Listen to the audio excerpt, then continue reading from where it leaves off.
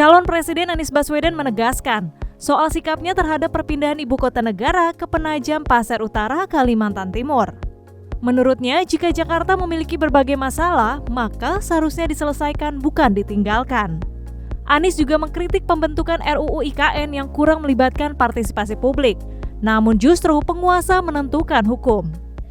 Mas Anies pernah menjadi gubernur ibu kota.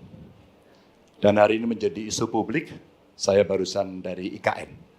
Mas Anies, dengan berbagai kondisi yang ada di Jakarta, traffic jam, orang bermigrasi, bagaimana polusi yang terjadi, saya ingin dapat statement yang clear dari Mas Anies. Apa pendapat Mas Anies ketika kemudian Indonesia sentris itu ingin dibangun, mimpi besar anak bangsa sejak presiden sebelumnya ingin dibangun untuk memindahkan ibu kota dari Jakarta ke IKN. Silakan. Baik, waktunya masih ada, Bapak? Cukup. Cukup, baik. Terima kasih. Kemudian kami silakan calon presiden nomor urut 1 untuk memberikan jawaban selama 2 menit, dimulai dari sekarang. Kalau ada masalah jangan ditinggalkan, diselesaikan. Itu filosofi nomor 1. Jadi, ketika di Jakarta menghadapi masalah, maka masalah lingkungan hidup, masalah lalu lintas, kepadatan penduduk, ini harus diselesaikan. Ditinggalkan tidak kemudian membuat otomatis selesai. Justru ini yang harus dibereskan.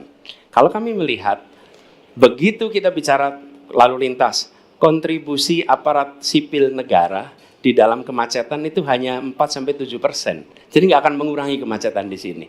Yang kedua, soal lingkungan hidup. Kalau yang pindah itu pemerintah, bisnis, keluarga masih tetap di sini, masih tetap ada masalah. Karena itu kami berpandangan, masalah yang di Jakarta harus diselesaikan dengan transportasi umum yang dibangun. Kemudian yang kedua, menambah taman yang dibangun, transportasi umum berbasis elektrik. Dan itu semua dikerjakan untuk membuat Jakarta menjadi kota yang nyaman, aman, kota yang membuat kita bisa hidup dengan sehat. Itu terkait dengan Jakarta. Jadi, jangan kita meniru pemerintah Belanda. Mereka punya kota tua. Ketika kota tua turun permukaan, mereka pindah ke selatan, bikin di sekitar Monas. Ditinggalkan, masalah tidak diselesaikan. Kita harus menghadapi masalah dengan menyelesaikan. Lalu yang kedua, terkait dengan IKN.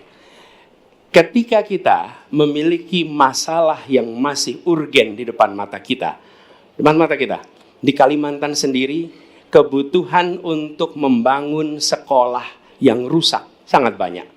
Membangun kereta api atau jalur tol antar kota di Kalimantan itu urgen. Yang merasakan dari uang itu siapa? Rakyat. Sementara yang kita kerjakan hanya membangun tempat untuk aparat sipil negara bekerja, bukan untuk rakyat dan bukan pusat perekonomian. Baik.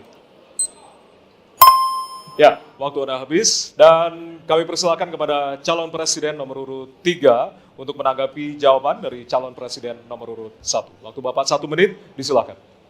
Apakah boleh saya simpulkan kalau begitu, Mas Anies dalam posisi yang oposisi terhadap beberapa kebijakan termasuk IKN, menolak IKN dilanjutkan? Terima kasih. Cukup Bapak? Cukup. Baik. Baik, selanjutnya kami berikan kesempatan kepada calon presiden nomor urut 1 untuk menanggapi tanggapan dari calon presiden nomor urut 3, waktunya 1 menit dari sekarang.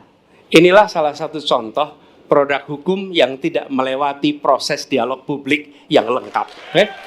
Sehingga dialognya sesudah jadi undang-undang. Dan ketika dialognya sudah undang-undang, siapapun yang kritis dianggap oposisi, siapapun yang pro dianggap pro pemerintah. Kenapa? Karena tidak ada proses pembahasan yang komprehensif yang memberikan ruang kepada publik. Ini negara hukum, bukan negara kekuasaan. Dalam negara hukum, berikan ruang kepada publik untuk membahas sebuah peraturan sebelum dia ditetapkan. Tapi ini nada-nadanya seperti negara kekuasaan, di mana penguasa menentukan hukum. Dan kemudian dari situ kita berdebat pro kon. Kami melihat ada kebutuhan-kebutuhan urgen yang dibangun untuk rakyat. Kalau hari ini kita belum bisa menyiapkan pupuk lengkap, tapi pada saat yang sama kita membangun sebuah istana untuk presiden, di mana rasa keadilan kita? Oke?